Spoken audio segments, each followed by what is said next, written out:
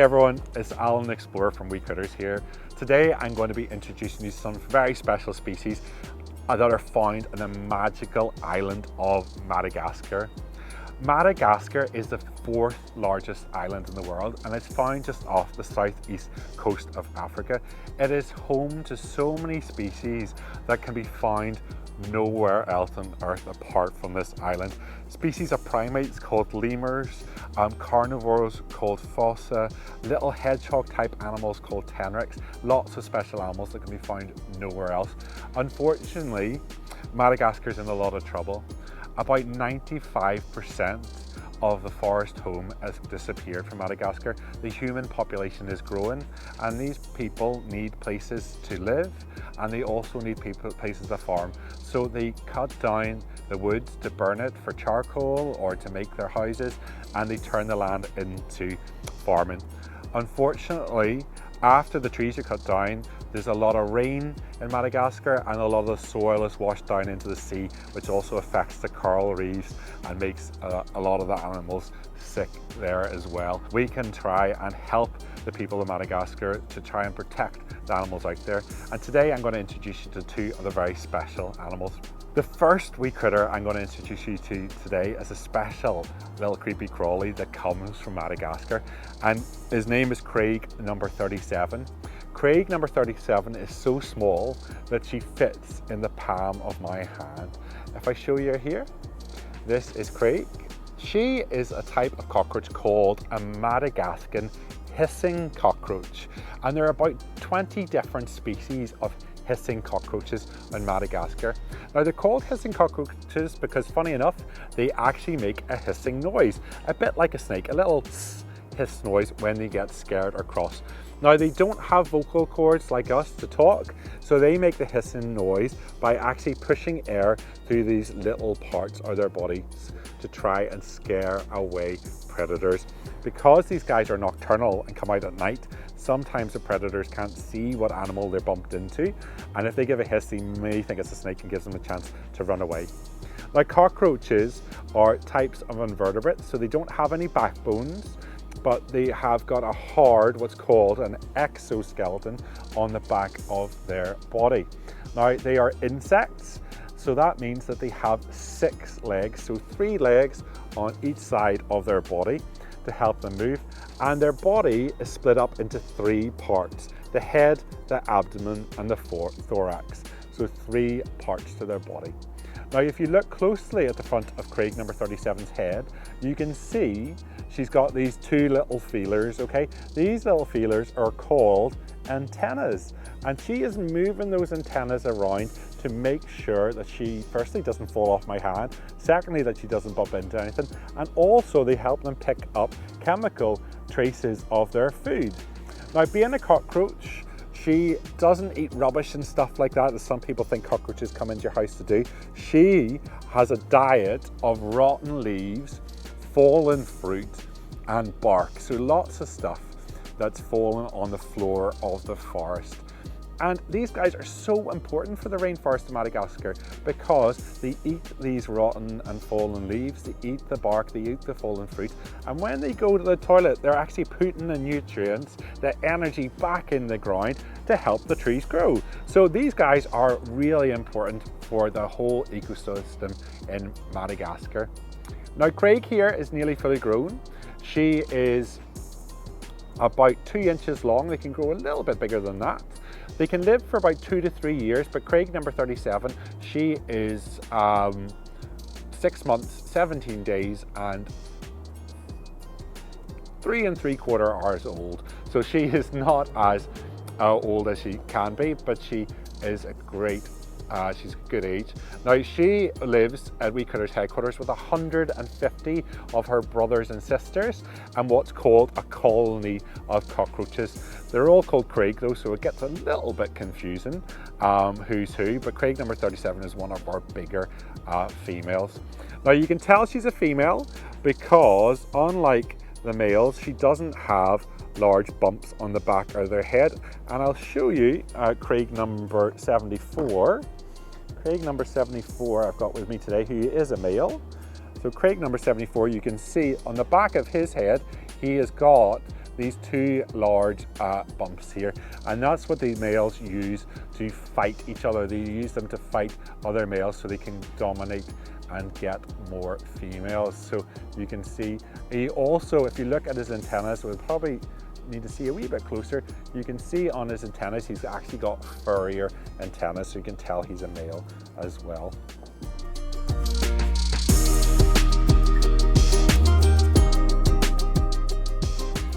So our next wee critter I'm going to introduce you to is another type of creepy crawly that comes from the rainforest of Madagascar, and this here is Stampy. And Stampy is a giant millipede. Now these guys are not insects because they have a lot more legs than an insect. Insects have 6 legs. These guys can have up to 750 legs. So when they're first born, they hatch out of the legs and they have 6 pairs of legs, and they will grow. When they grow, they shed this extra exoskeleton, this outside, and they will actually grow extra segments and have extra legs. Now being a millipede, each segment of their body has 2 pairs of legs, so 4 legs in each segment of their body. Whereas centipedes, which some people get confused with millipedes, they are a lot flatter than the millipedes, and they only have 1 pair of legs on each segment. So that's how you can, one of the main differences between centipedes and millipedes. Now, just like Craig the cockroach, Stampy here loves to eat the rotten leaves and fallen fruit.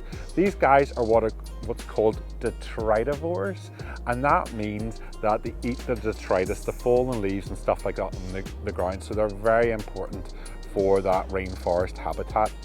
Now, she has lots of legs, but she also has these 2 little antennas at the front of her head, and you can see she's moving them around little by little to make sure she doesn't fall off. She doesn't actually have any eyes, so she can't see, and she can't hear either, so she is using these antennas to make sure that she doesn't fall off my arm here.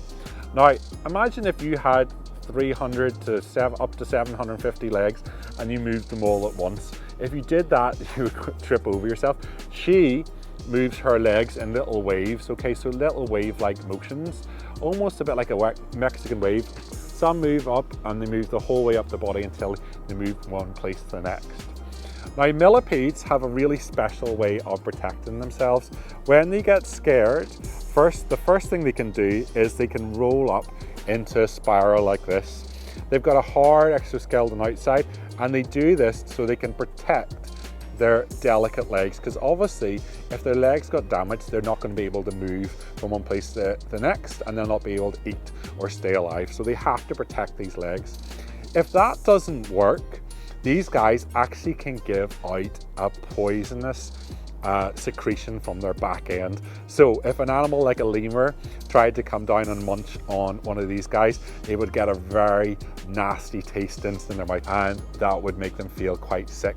Now, some lemurs are actually pretty clever. They've realized that these guys do give out this poison. So what they do, they catch these guys in the wild, they give them a little nibble just to annoy them enough to give out that poison, and then they rub the poison on their fur. And you may think that's really strange, little explorers, but what they're doing is actually using the poison to kill the fleas on their body. So it's really cool to show you that these guys actually have their uses for other animals, not just for food, on the island of Madagascar.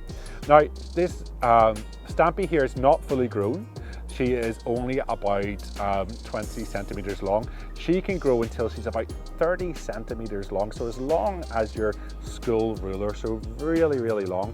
Obviously, in our wee country, we can get millipedes as well, but our millipedes are really small, okay? Small little black ones that are found under the rocks. And if you move the plant pots or anything in your back garden, you will find these guys under bits of bark and stuff like that, because that's where they're happiest, trying to make sure that they are staying safe away from other predators like hedgehogs and birds and different things like that. You can see they don't move very quickly, but centipedes do move very quickly. They're flatter, they only have 1 pair of legs per segment, and they move quicker because they are actually predators. Centipedes actually hunt other insects and bugs. They've got 2 big fangs at the front of their mouth, and they use these fangs to catch their prey and inject venom into it. So you have to be very careful when you come across a centipede, or especially giant centipedes, if you're ever in the wilds of Asia or South America, you can come across these giant centipedes that can give you a very nasty nip. But millipedes, just like Stampy here, are very friendly and they don't bite.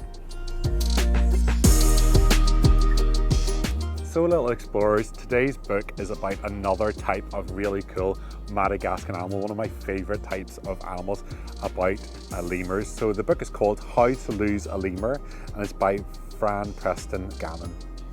Everyone knows that once a lemur takes a fancy to you, there's not that much can be done about it. So when a lemur began to follow me one bright sunny morning in the park, I tried my hardest to ignore him. I tried hiding up a very tall tree, but it was no good. Before long, other lemurs began to appear.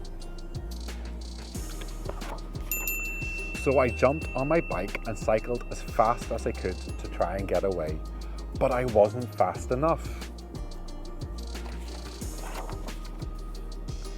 I tried being very stern with them, but they just smiled back at me and wanted to play. So I bought a ticket for the next train leaving town. I jumped on board and off I went. When that didn't work, I jumped in a boat and set off across the lake.